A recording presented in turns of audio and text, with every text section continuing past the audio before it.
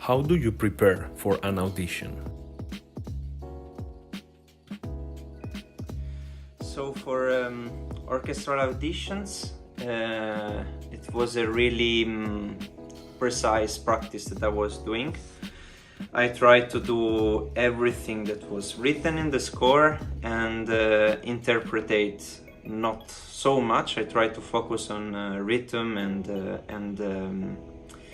and tuning, and I was preparing it with several teachers just to have how you say it, also for a taste reason to understand what was the general need in an audition, because I think it's also very difficult to do an audition because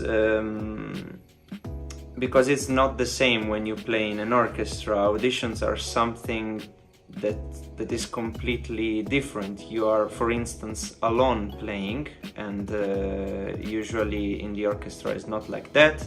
You have to know what the conductor idea is and try to collaborate, so to find a middle between your idea and the one of the conductor. And but I think it's also important to not be anonymous, so to show as well something that you got, and not to just be used as an instrument or something. Maybe before it was like that. I think that nowadays also younger generation of conductors and conductors in general as well, Martin Fröst for example, they want somebody that is proposing, and then they try to find something that is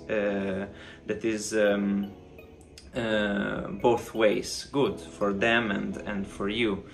And before maybe it was more like, okay, you just play correct, nice, beautiful as I tell you, and then we are both happy.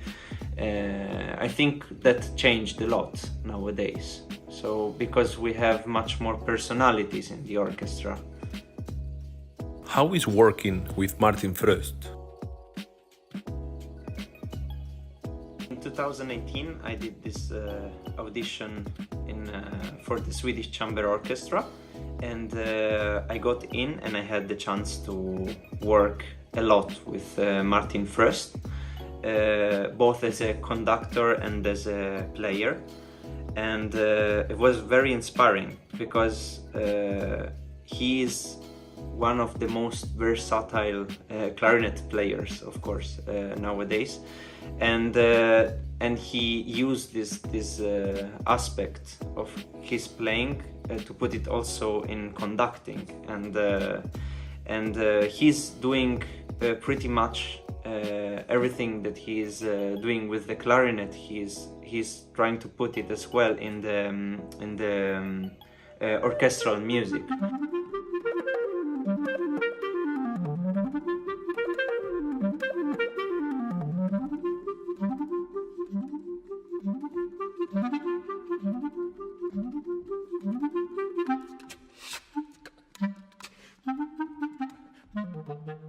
So of course it's very alive, and he shapes also the sounds in a nice way that is similar, as I said, to the clarinet playing.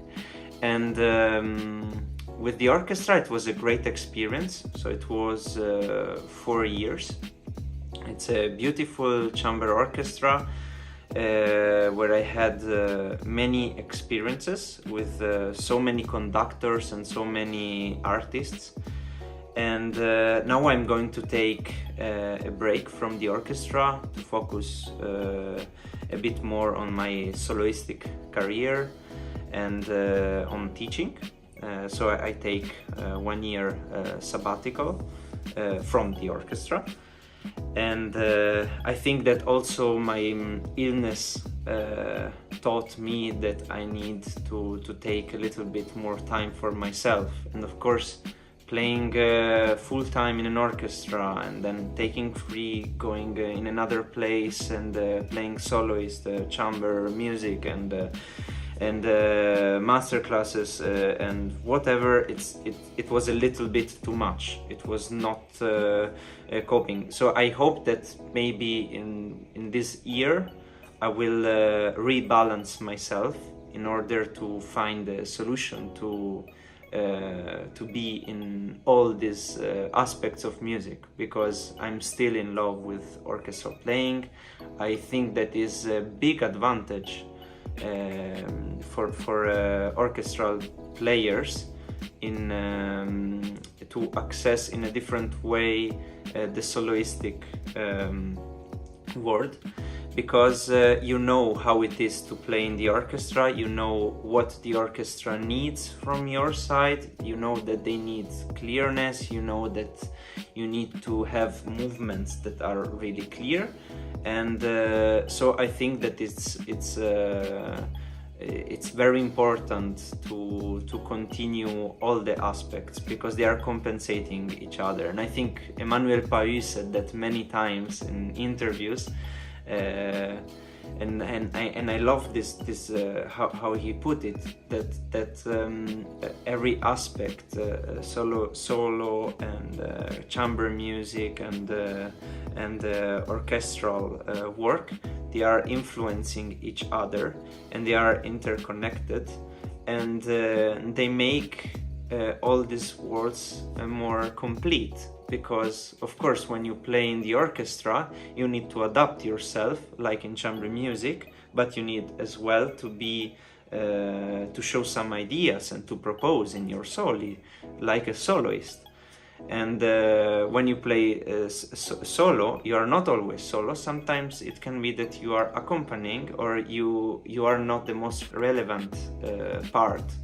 You don't have the most relevant part of the musical talking, and so you need to play less, or to try to get in the orchestra sound. So they are all interconnected and they are all helping each other. And so now I think that for me it's a time to reset things, also for a health reason, because I don't want to do too much, and I would like to cut one aspect for 1 year. So probably I will not completely stop playing in orchestra. Now and there, if there are possibilities, I of course will accept, but I will not do as much as I would do before. How did you prepare for the Geneva competition?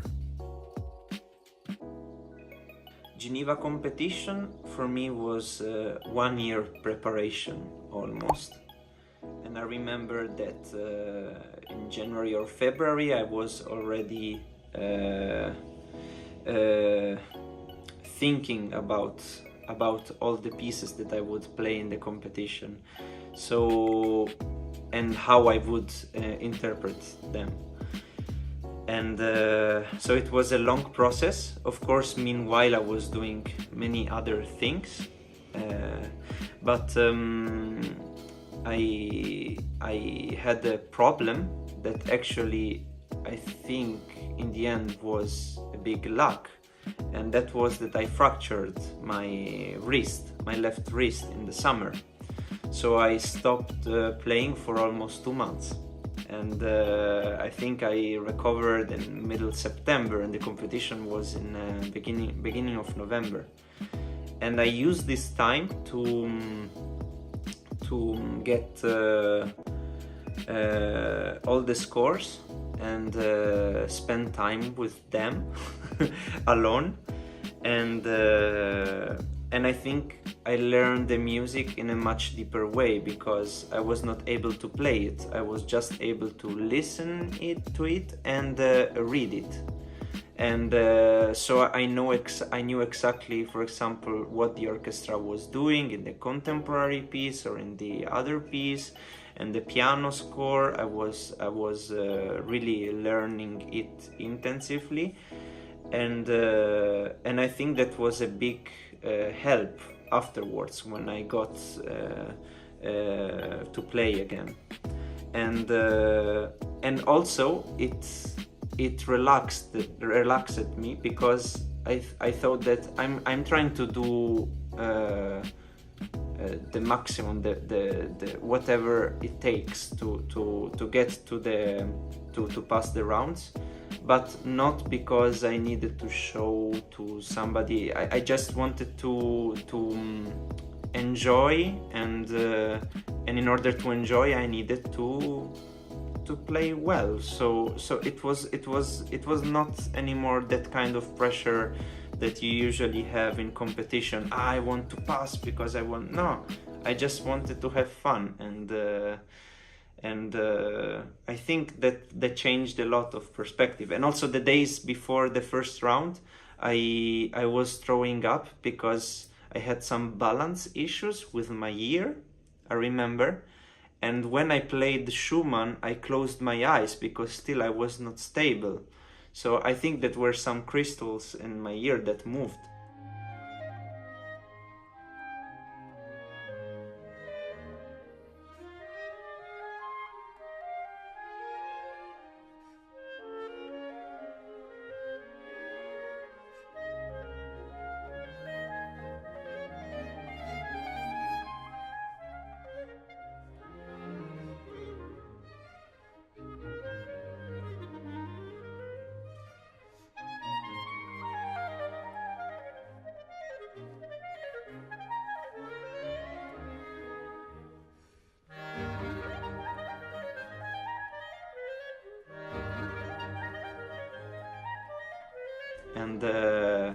And so everything was not supposed to go well, but it went well because I was so much distracted from other factors, and also the fact that I closed so much my eyes gave me this much deeper connection with music, and the fact that I fractured my wrist gave me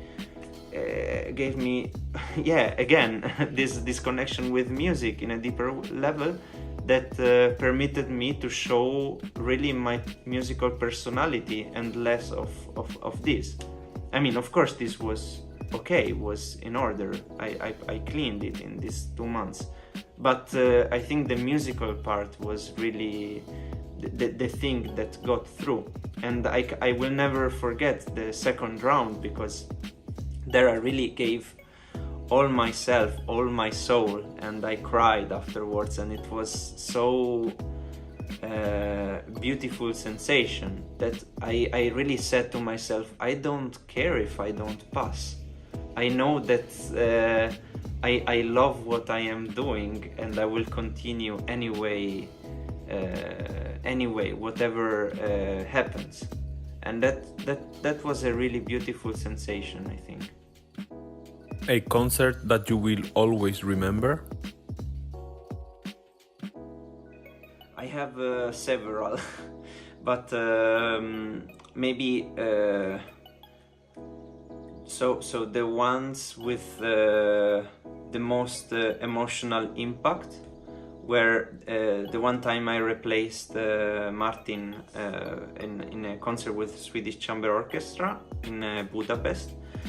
That was, of course, not totally as expected, but of course it was Mozart concerto, so I mean we have it. We don't take so much time to get it back. But I think that as I saw also in the reviews, they could see the spontaneous child in the music, but as well the control and the mature thinking about the piece, and I think that was actually what happened, because as I didn't have much notice, and I wasn't at all playing Mozart in these days, there was this child aspect, because it was like rediscovering Mozart in some way, but I was still thinking in my head, yeah, but I have to control some things because it needs to be good. And so in the end, the concert was very nice because with these two aspects, and with a lot of opera and characters in my head, and because it was so spontaneous that they reached me out of control. So I really could see an opera meanwhile playing. So that was very beautiful. And then there are other three. One was Herbert Blomstedt, 8 of Bruckner in Gustav Mahler Jugendorchester 2015. We did an amazing tour, and that remained in my heart for a long time. That was very beautiful because I loved that man. My God, he had so many beautiful ideas, so sparkling and so young inside. Age is just a number, because in his head all this inspiration that he gave us was immense. It was incredible. And then there are these two concerts. One was before, when they told me that I had cancer.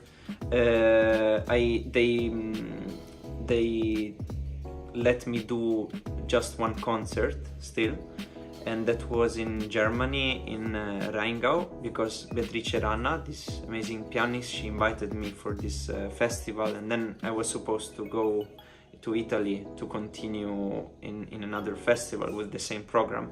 And I did my first Bartók contrasts, and of course, with the fact that I knew that was my last concert, and I was not able to do other concerts in the future because of all the time in the hospital and the chemotherapy and all this stuff. That was really intense, and I cried a lot afterwards. And then it was one of the first concerts that I did after. That was for the